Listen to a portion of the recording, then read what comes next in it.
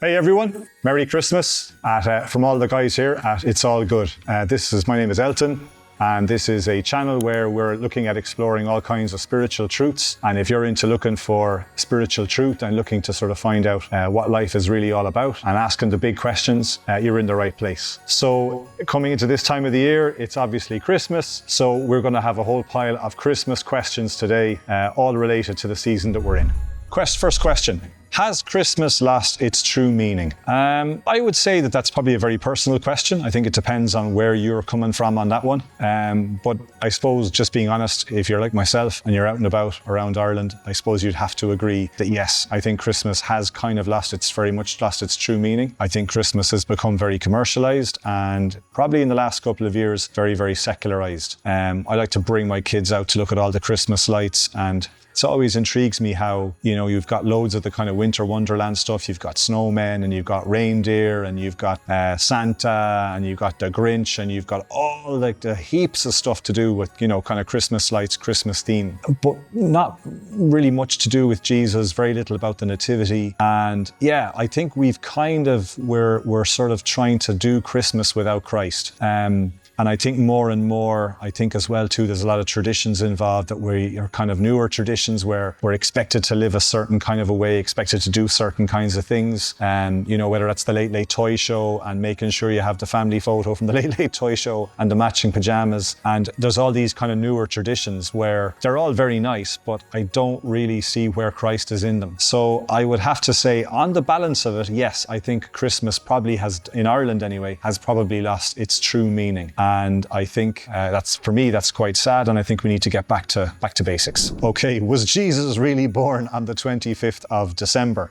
Honest to God answer to that, no one really knows. There is no stipulated time, even in the scriptures, where it says exactly when Jesus was born. Now, there is a really old Jewish tradition that goes way back to Moses, which says that you were conceived on the day that you died. So Moses was exactly 120 years old. So I think people maybe in the early church thought, well, Jesus is the holiest of all. He's the Holy Son of God. So obviously, same rule must apply to him. So they reckoned that Jesus was crucified and died in March. So if you count back the 9 months, you'd get to December. Quite where they came up with the 25th, again, we're not really 100% sure. Some people say it's to do with the winter solstice. Again, that's also debated. Some people would say it's the 25th, other people say it's the 21st. This year in Ireland, it was celebrated on the 21st of December. So look it's kind of up in the air a little bit. But going back to the winter solstice idea, if it is based on that, that doesn't really bother me so much, because to be honest with you, if you think about it, it's the day when, the season begins to turn, where, light starts to come, if you like, take over from darkness. And remember, Jesus was called the light of the world. So I'm kind of okay with that. I think it's a great idea, actually, because Jesus came to bring light into a world that's very dark and very much needed it. There is also a lot of talk amongst even Christians. I heard a Christian preacher saying this recently, that there's a very big pagan connection between the December 25th and obviously, it's the idea is that somehow the Christians were sort of trying to accommodate the old pagan ways and the old pagan traditions. The difficulty with that is that, the dates don't really line up. So one well-known Roman, there was two well-known Roman festivals. One was called Sol Invictus, and the other one was called Saturnalia. Now, both of these occurred in December, but never on December 25th. Normally a bit earlier than that. And in Sol Invictus's case, a good bit before that. There's also a kind of rumors, if anyone remembers Zeitgeist, the movie, when it came out, talking about Horus and a lot of these kind of ancient figures of ancient history like, Mithras and, as I said already, Horus. That they were born on the 25th, and therefore, this is just Christians, kind of copy and paste onto Jesus. Again, what's interesting is a lot of these traditions about these individuals being born on the 25th is actually 4th and 5th century is when that information begins to actually be documented. Meanwhile, amongst Christians, we can go back as far as the early 4th century. We see that the Christians believed that Jesus was born on the 25th. And I just want to get this date right. And in 386, John Chrysostom says that there was a tradition amongst Christians of celebrating Jesus' birth on the 25th of December.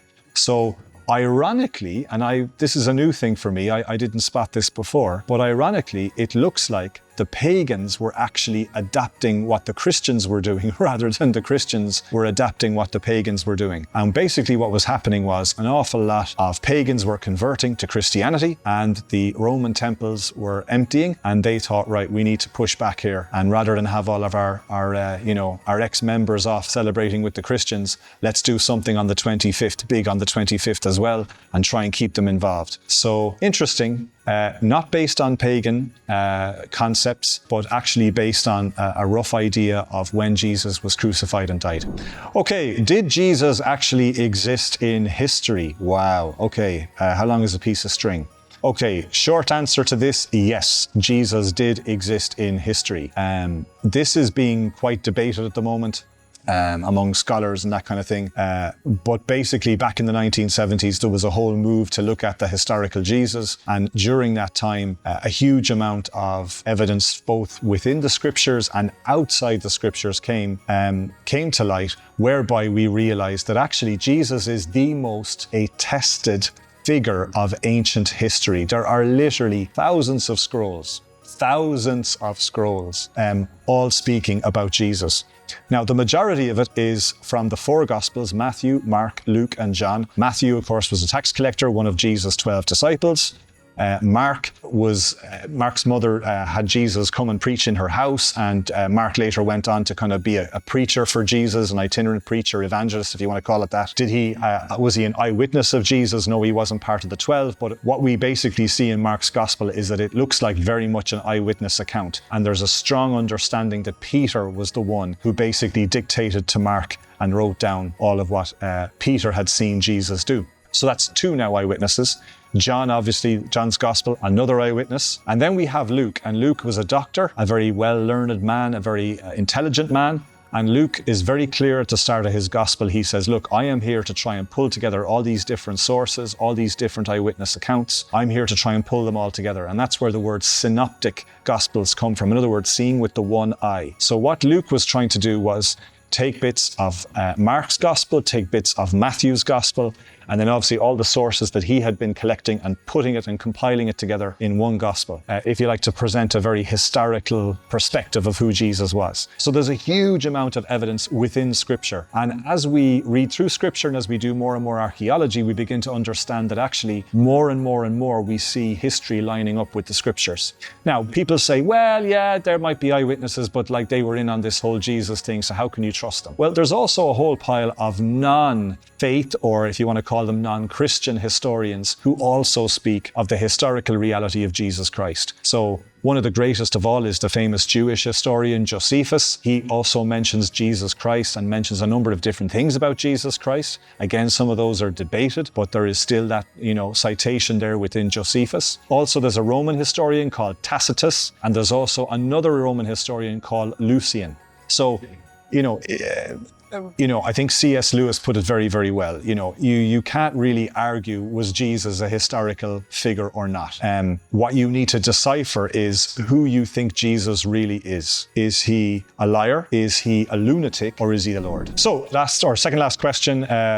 Can Christmas have meaning for people who are not Christians or not people of faith in Jesus? Yeah, I would say absolutely. I think if you look at, I'm not trying to get all serious here, but if you look at Western civilization, it's been very, very much marked by Christianity and Christian values. And I think a lot of the stuff that we live out, a lot of the stuff that we do, we might not even know why we do it, but it's all based on Christian values. So for instance, gift giving, Christmas is about the greatest gift of all, when God gave us the the gift of his son, Jesus. That's why we give gifts. Why do we sacrifice? Well, because Jesus sacrificed. Why? There's so many different things that we do at Christmas that maybe we don't really understand why they're a tradition and why we do them. But actually, when you begin to understand that it's all about Jesus, you then begin to understand what's the foundation, what's the base of all this. So absolutely, can people enjoy Christmas, aspects of Christmas that are kind of originally Christ-like? Of course we can. We can enjoy giving gifts, we can enjoy receiving them, we can enjoy the sacrifices of making time for each other, making time for family, traveling like Mary and Joseph did, traveling really far. We can do that. I think as well too, why did Jesus die on the cross? Well, to bring about reconciliation between God and man. And again, Christmas is an amazing time of reconciliation within families, and that's something else that we can take from Christianity. Also, I think forgiveness, it's like Jesus died on the cross to forgive us of our sins. And that's something that we can extend to people. We can say, you know what, let's bury the hatchet. We've been at each other all year as a family. We haven't been seeing eye to eye, but you know what? It's Christmas. We're all going to come together. We're going to forgive each other and do family together and be unified. And that's, again, something we can take from Christianity. So I think we can enjoy all these different aspects of Christmas and of Christianity. But I really believe that to experience them and really grasp them and live them out and understand them, on a deeper level, we need to actually understand why it's called Christmas, and that's because of Christ. Okay, last question. Does Santa Claus help or distract from the Christian message of Christmas? Ooh, this might be the most controversial one of all of them, I think. I think, okay, as a dad of 3 kids, I would think yes. I think for kids, it can be a really big distraction if you're not careful. Just because, as I said in the earlier video, we live in a very commercial and secular society where Santa is very much pushed to the forefront. Jesus is being pushed to the back. And I think kids can jump on that and embrace that and become so caught up with Santa Claus and the gift giving that they kind of forget what the whole purpose and meaning of Christmas is.